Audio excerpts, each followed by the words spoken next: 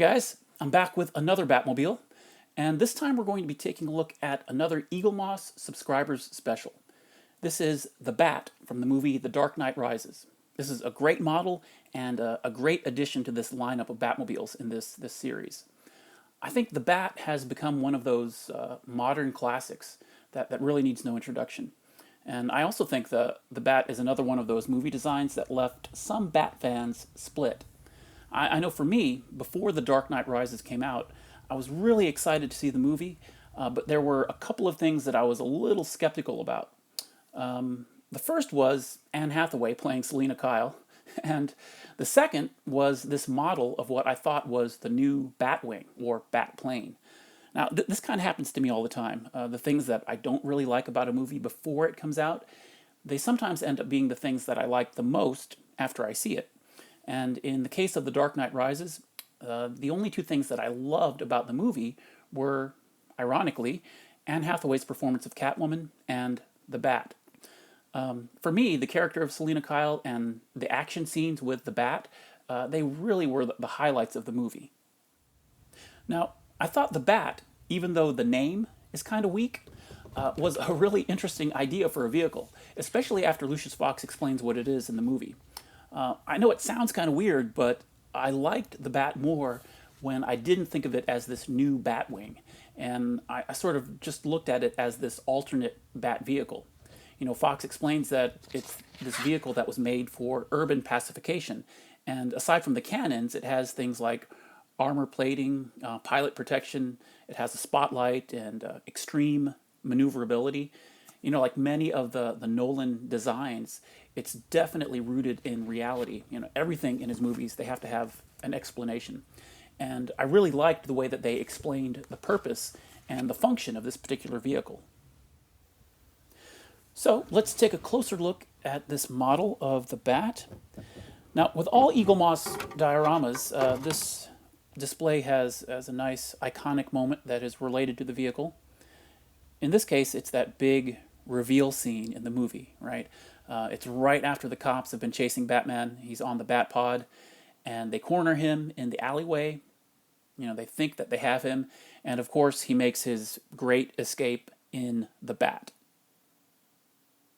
And the base is nice. The model is elevated by these two pegs, and there's a print on the base of the street, and there are some nice highlights, like this image of the grate, and there are some newspapers in the corner there sort of blowing around to kind of give it the impression that the propellers underneath the Bat, they're blowing debris around the street as Batman escapes.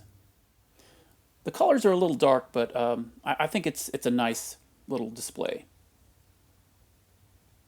Now, I want to show you guys the model close up, but I'm not going to handle it too much. This is probably the most fragile model that Eaglemoss has released. Most of their Batmobiles are a combination of die-cast metal and plastic, and this one is almost 100% plastic. You can tell there are certain spots, if I just gently touch it, some of these panels, how easily they give.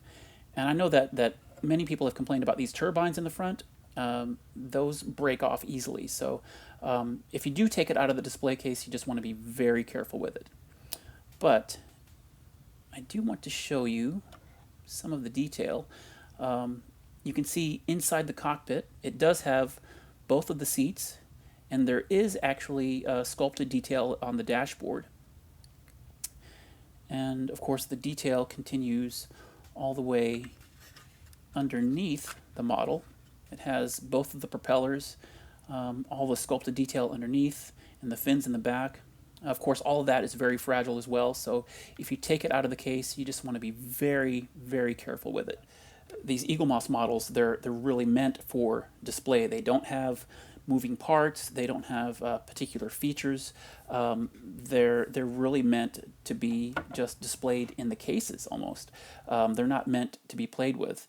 Having said that, though, they're always so accurate, and again, this model of the Bat is no exception. The attention to detail is just off the charts, and it will absolutely look great in any Batmobile collection. Now, I wanted to do a little bit of a comparison here. I have several other models of the Bat, and I just wanted to show them side by side with the Eaglemoss version. The first one is the 1/64 scale by Hot Wheels. This is the smallest model that I have, and it's pretty detailed for its size. It actually has the blue windshield, kind of like the Eaglemoss, to sort of give you that impression of the blue light that's inside the cockpit. Again, not the most detailed model, but it's still pretty cool for its size. Now, Hot Wheels has a 1/50 scale model of the Bat, and it actually comes in two different versions. There is the standard one that is just all black, and then there is the Elite one that was introduced to me by my good friend James on Instagram. It's basically the same exact model. There are just some additional paint apps throughout. You can see there are some of the panels that are painted silver on the front and the sides and on the back here. And both of the 1/50 scale models, they both come with this little flight stand, which is a nice little bonus. And I have one other model of the Bat. This is another 1/50 scale, but this one is made by Matchbox. It's not quite as detailed as the 1/50 scale by Hot Wheels.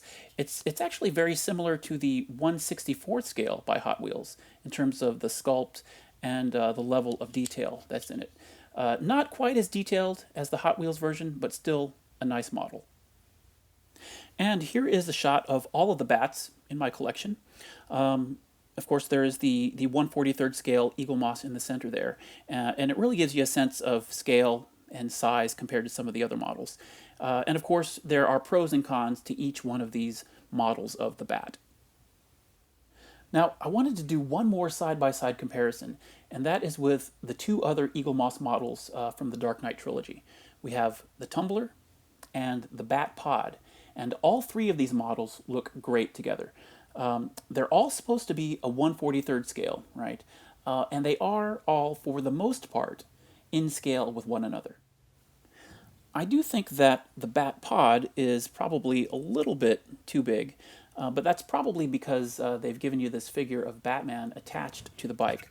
But technically speaking, the wheels on the Batpod, they come from the front wheels of the Tumbler, right? So you can see there that they're not quite in scale with one another.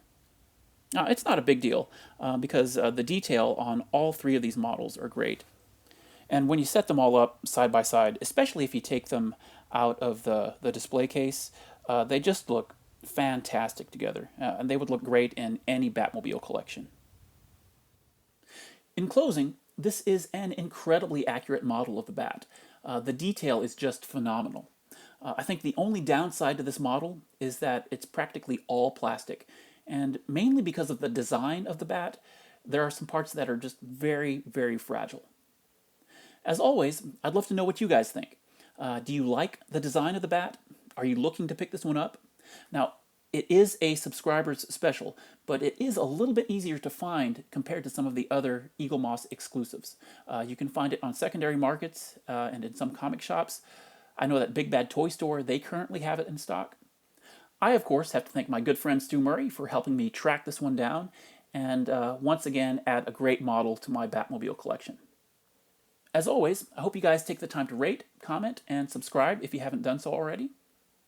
So, we have been looking at the Eaglemoss Batman Automobilia Subscribers Special, the Bat from The Dark Knight Rises. Thanks for watching, guys. I'll see you on the next one. Take care.